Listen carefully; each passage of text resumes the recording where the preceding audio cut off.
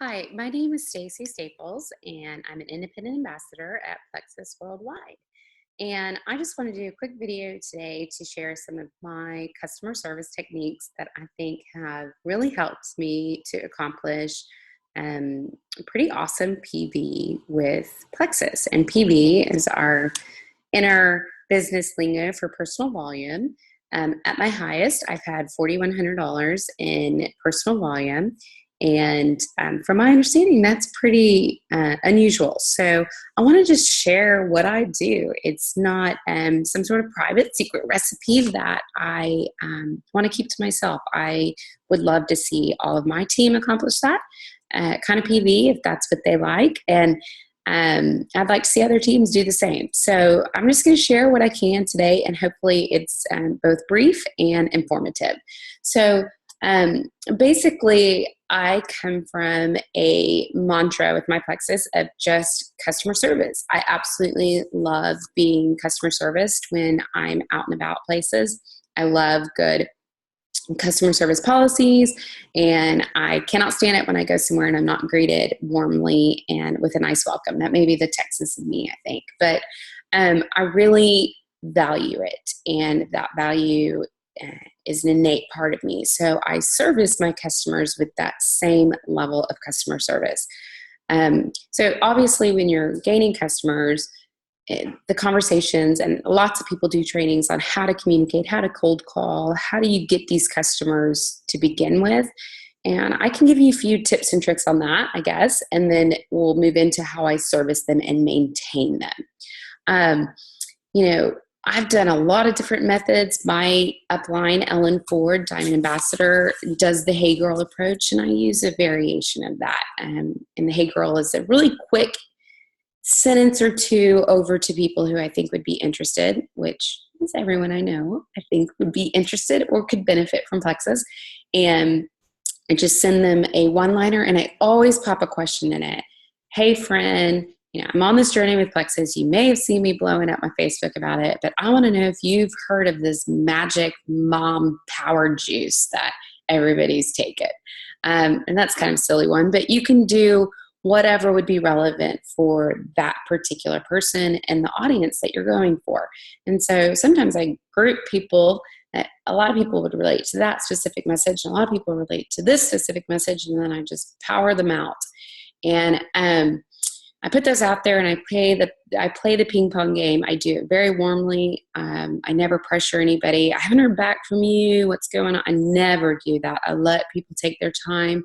I invite every single person that I've ever reached out to my events, because if I'm not willing to see them in person, why would they want to give me their business? So I really look at it as personal communications, and it has worked pretty successful because I spent a lot of time learning about the products too. I have all of my one-liners about the product, and I try to give those in an informative, exciting way. And I only give more detail when it seems relevant to that person. Don't overwhelm anybody.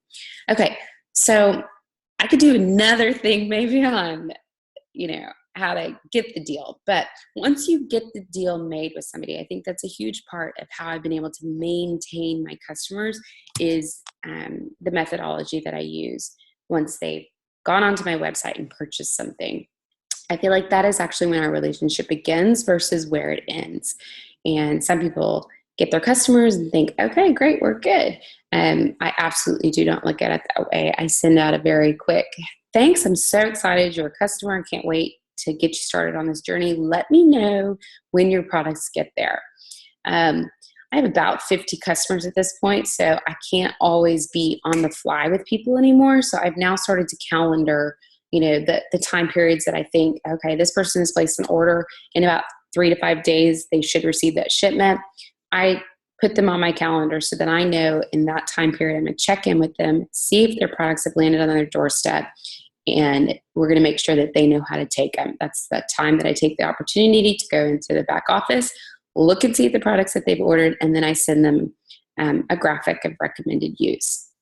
And if it's a graphic of the triplex, great. If they have a variation of products, I'll send a customized sheet. Sometimes I'll ask them, like, how do you want to take the products? Do you want to take them 2 times a day? You want to take it as it says on the bottle, which could mean, 4 times a day of taking things between your BioCleanse and this and that. And I ask people what's going to work best for them. I want them to be successful taking the product. So once I kind of establish that with them, I shoot them over. Most of the time they're already designed, but sometimes I'll have to sit down and customize a graphic for them. And these are really easy things to do. You can do it on Pick Stitch, and I don't remember all the ones that are out there, but there's a million different options. And create a bunch and then just have them in your phone so you can pop them out to the people that they apply to. So I get the graphic over to those individuals pretty quickly. And then I wait a few days and I check in and I see how they like the taste. Is everything going good? Any sort of effects? And then I congratulate them if they're not having any of those die-off effects or they're not sure if anything's working. I say, oh no, if you're not having any sort of discomfort, this is great news. That means that, your body is really receptive to it. So let's just hang in there. Here's some things that you might be able to expect. If I get the opposite response, hey, I don't feel so good. I started taking this and I'm feeling bloated, or, I'm running to the bathroom a lot all of a sudden, or whatever, I then start to work with them on the potential reasons why. And we've all learned in this journey about the whole die-off process. And I have learned that little bits of information is better. If you throw them the big, huge, 10-page article about toxic die-off, some people get real spooked. So try not to do that. But I give them the relevant information. I help them troubleshoot. I want them to be successful, and I want them to know that I want them to be successful. So yes, you may be running and managing a team, and you also have customer service, and there can be a lot of balls in the air, but it's so worth it because these people that you're customer servicing will potentially become part of your team, and you've already ingrained in them how important it is that they manage their customers successfully. So it's a really good use of your time, no matter how you look at it. It's going to benefit them and you. Okay, so then I check in, and then I just, I like to call myself a cheerleader for all of my customers, and I tell them that I'm a personal cheerleader. If at any point you want to, pull back and not have me in your face with my pom-poms, let me know. Otherwise, it's my intention to check in with you, make sure everything's going well. Most people are very receptive to that because they may not tell anybody else they're on this product. So they need you. They need your encouragement, and they need your information.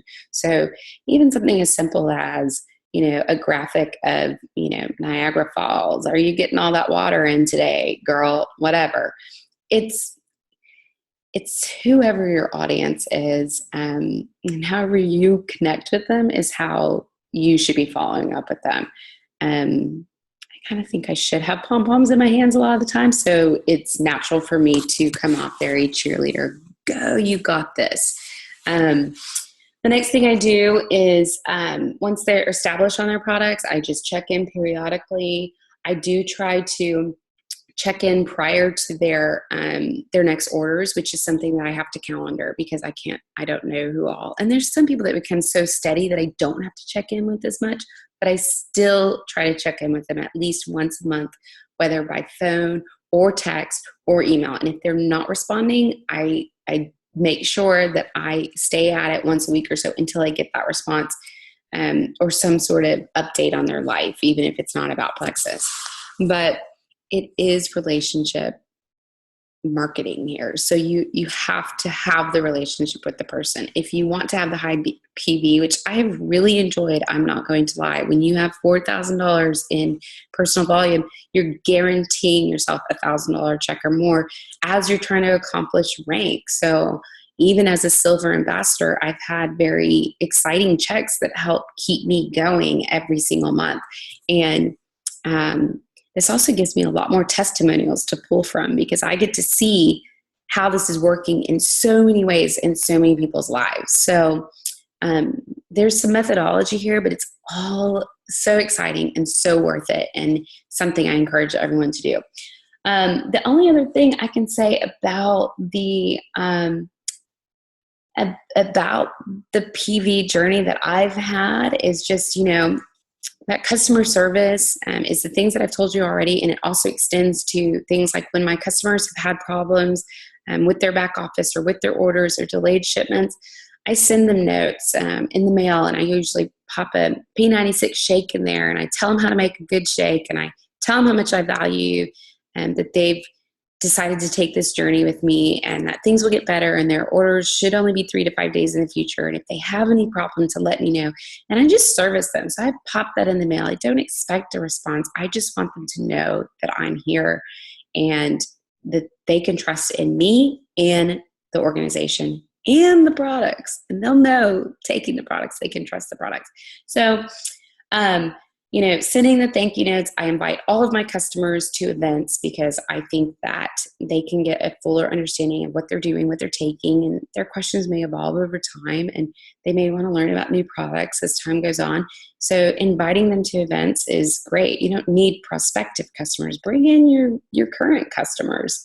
And that's it, guys. I just service people, and I know that we all have different whys and reasons that we're doing the business, but I think that we can definitely be a unified front in providing the most awesome customer service, especially in light of what we've gone through with the back office. I hope that it has been able to strengthen a lot of you the way it has me with my customer base, because I feel much more connected to them as I've helped them troubleshoot. Even though at times it made me want to pull my own hair out, I have felt connected to my customers because I know that they trust me and they know that I will help them.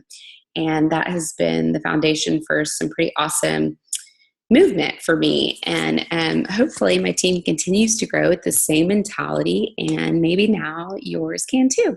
All right, thanks for listening. I hope I was brief. I hope this was helpful. Thanks, guys. Bye.